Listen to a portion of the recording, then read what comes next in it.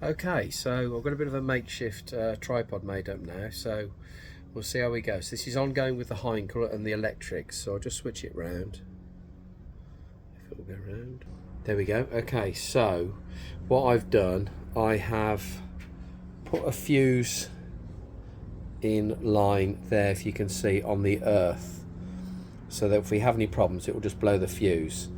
I've had to wire up a test light into the dip beam because, as previously discussed, the bulb is blown on the dip beam, so I've wired that into there. I've then had to wire up this switch, which has been interesting. So I've made some wires with some soldered loops on because there's no room there for any crimp connectors.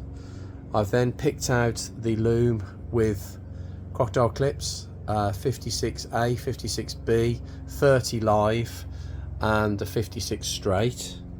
So if we bear with here a minute, there we go. So what we'll do, we'll take the key. As you know, we've got the key here, so pop the key into the ignition and it goes in like that, and then we turn it once, and if you can see up there, at the top there, the side light is on, so somewhere around here that's on.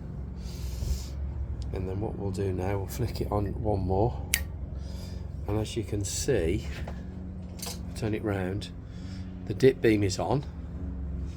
And then what we'll do now, I don't know whether you can see, let's turn it up a bit so you can see the actual headlight, which I think is there. So if I now operate the switch here, you'll see that leave that there, the headlight will come on. So that's dip beam, so that's going on and off. So that has been an absolute mission to do that. The only problem I've got now is because the switches, as previously discussed, are so delicate, when I'm pushing that in for the horn, which is earthing that wire there, the brown wire, which is obviously down to here, it puts a live onto it. So that's a live there, which is straight off here. So when I push the button, that puts a live to it. It should put an earth. So there's an issue with that switch. But if we just a little flicker this, we should see indicator working. And then we'll go back the other way. It's a bit delicate, that one. That indicator's flashing.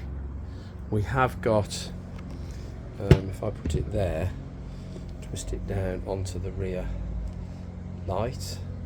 If I touch the brake light across, we have brake light. So I think we've got all of it working, but it just needs to sort that horn out. So I hope that makes sense. As I say, the wiring on these is quite tricky.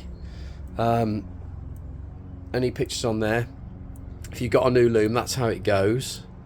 And then if you've got this dip switch, that's how the wires go. Anybody want any more info on that, let me know. And then those ones there are for the speedo.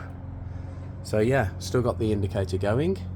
Let's flip them across to the other side. So yeah, I'm quite happy with that. Quite tricky, but all in all good. Okay.